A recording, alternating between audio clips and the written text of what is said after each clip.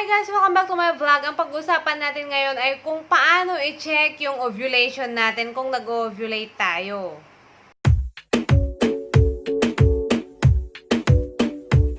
Ayan, madaming nagtatanong sa inyo guys kung paano daw i-check yung ovulation not using OPK. Kasi maganda talaga kasi gumamit ng OPK, halimbawa lalong-lalo pag irregular tayo o kaya wala tayong nararamdaman na sintomas ng nag-ovulate. So, kung meron tayo ng mga to, sabihin ko po ngayon kung ano yung mga signs, sinyales, at paano gagawin, paano i-check kung nag-ovulate nga tayo.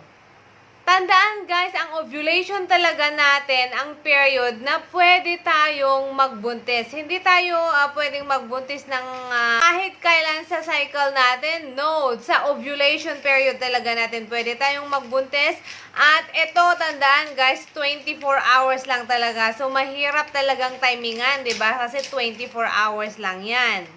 Okay, number 1 guys, you must know your cycle. Kung ilang cycle days ka guys. So, kung hindi nyo pa napapanood yung video ko na kung paano i-check o kaya kung paano malaman kung ilang cycle days ka, balikan nyo guys. I-click nyo lang tong photo sa mga comments. Click nyo lang tong photo ko dito and then i-click nyo itong videos at makikita nyo dyan yung mga videos ko. Ayan, you must know your cycle. Kung 21 to 35 days cycle ka guys, normal pa yan.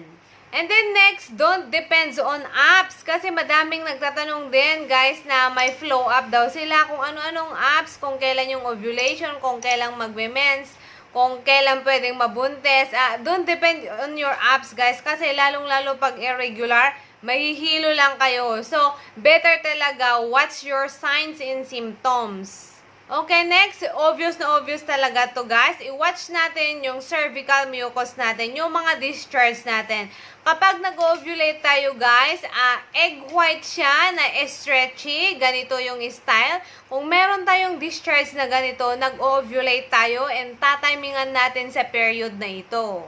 Next, yung basal body temperature natin. So, gagamit tayo ng thermometer para i-check yung temperature natin. At as I said nga, you must know your cycle first. Tapos, kailangan yung 14th day to 16th day, yun yung mga possible fertile windows natin. Doon natin itatrack yung temperature natin. Kung meron tayong sinat, doon tayo nag-ovulate. Pumapatak siya ng 37.6, 37.7 degrees Celsius. Doon tayo nag-ovulate, may sinat tayo. So, paano gagawin ang pag-check ng temperature, guys? So, ito guys, gagamit lang tayo ng thermometer. Ang thermometer na ganito, digital ang tawag. Meron din naman yung yung glass, tapos merong parang needle siya na yung mercury yung tawag doon. Pwede rin yun. Kahit ano namang thermometer pwede. At ito yung digital, nabibili din to sa Watson, sa Mercury, meron sila nito. At yun lang, ang paggamit nito guys, before ka bumangon ng umaga. Halimbawa, okay, gumising ka na, and then before ka bumangon, umupo, i-check mo muna yung temperature mo. So, i-check mo lang kung may sinat ka, mga 37.7, 37.8, hanggang kahit 37.6, ganon, pwede kang nag-ovulate doon. Tapos, itatrack mo to sa 14th day to 16th or 17th day after ng start day ng last period mo. Kasi doon yung mga fertile windows mo. Doon nyo tatimingan ni husband. So, yun, tandaan ang paggamit ng thermometer, basal body temperature na kung pwedeng kapag i-check natin kung nag-ovulate tayo, before ka bumangon ng umaga, halimbawa, gumising ka na, and then, check mo muna, and then, eto pala guys, pag sa rectal siya, 3 to 5 minutes, yung accurate result. So, babasahin mo, halimbawa, okay, lagay mo na dyan, and then, after 3 to 5 minutes, okay, 5 minutes na lang para mas accurate. Ayun, babasahin mo yung result. And then, tutunog naman siya pag sa mga digital na ganito. Ayan, tumunog tuloy. Napindot ko. And, tutunog naman siya. At yung mga mercury, yung glass siya, tapos parang may needle na yung mercury thermometer ang tawag doon. 3 to 5 minutes. So, gagawin yung 5 minutes na lang para more accurate. Okay, next na sinyalis, medyo makakaramdam tayo ng slight twinge o kaya cramps sa puson natin. Medyo masakit at medyo may cramps sa puson natin. And pwede rin tayong mag-spotting o kaya brown discharge dito sa ovulation period natin. May mga babae pong ganito and then napapagkamalan nila na 2 times silang nag-mens sa isang buwan. Hindi po, pag spotting lang, pwede tayong nag-ovulate. Pero spotting lang hindi ka makakapuno ng isang pad ha. Kasi pag makapuno ka na ng isang pad, count na yon na 2 beses ka na nag-mens sa isang buwan. And then, magsusoften yung cervix natin at mag-o-open up yan. Pero hindi naman talaga natin i-check. Pero may mga babae, may mga reviews din kung paano i-check yung cervix natin. Kung open or soft na siya, yun pwedeng nag-ovulate. Pero huwag nang gawin yun. Medyo pangit and then hindi comfortable, diba? And then, i-increase niya yung libido natin. Medyo may gana tayo na makipag-lovemaking. Medyo maganda yung mood natin, may gana tayo sa lovemaking. So, kung maganda o kaya parang strong yung libido natin, pwede tayong nag-ovulate doon. And then, mapapansin din natin yung mga vulva natin. Yung, alam nyo yun, yung parang labi na malaki doon sa private part natin. Kung medyo swollen siya, kung medyo namamaga siya, isang sinyalis din yun na nag-ovulate tayo. And then, sensitive din tayo sa smell. So, parang early pregnancy symptoms din ang mga to, diba? So, pwede tayong nag-ovulate kung pangit yung pang-amoy natin, ganon. And then, medyo nahihilo tayo sa mga amoy, ganon. And yung breast din natin, medyo tender siya. So, medyo sumasakit and medyo matigas yung breast natin pag nag-ovulate tayo.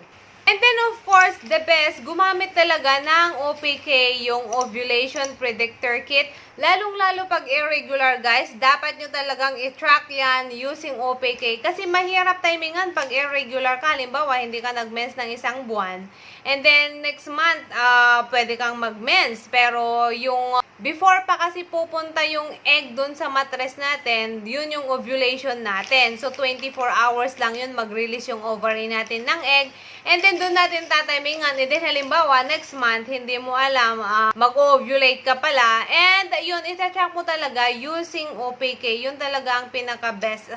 Lalong-lalo sa mga irregular, dapat talagang i-track natin use ng OPK. Kasi ang OPK, yung Ovulation Predictor Kit, kung may LH doon sa ihi natin, yung luteinizing hormones, present sa ihi natin, magiging positive yan at doon tayo nag-ovulate. Meaning, nag-release ng egg yung ovaryo natin.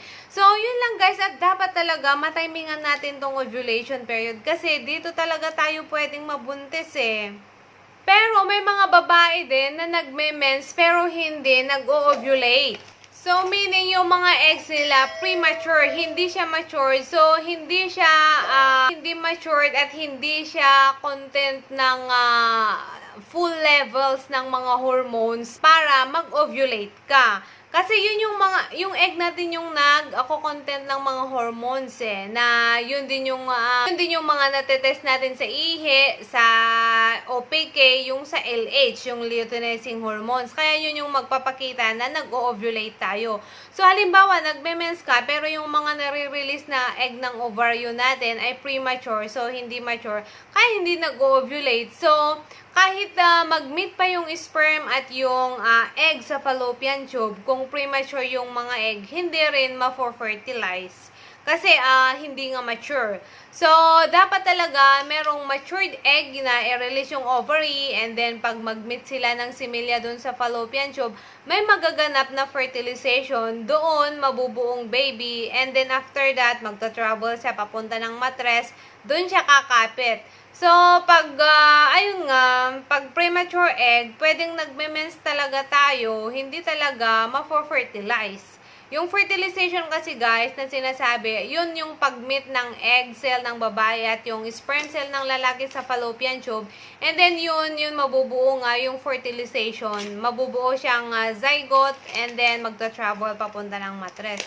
Kung premature yung egg natin, so, hindi talaga ma-fertilize ng spermatozoa. So, ayun nga, hindi tayo nag-ovulate. Kasi pag premature nga, kulang yung level ng hormones ng egg natin. Kaya hindi tayo nag-ovulate. Kaya wala din tayong symptoms na nararamdaman. Wala din tayong mga, ayun nga, yung mga egg white discharge. Wala din yung mga LH natin sa urine kung mag-test tayo ng OPK, yung ovulation predictor kit. So, yun. Kaya yun, madami ding nagko-comment na ayun nga, nagpa-check daw sila. Sabi daw ng OB o kaya yung mga doctors nila, hindi sila nag-ovulate, pero nagme-mens sila buwan-buwan. So, yun ang dahilan, premature egg. Or, yung mga PCOS din, kasi may mga cyst doon, maliliit na cyst sa mga ovaryo natin.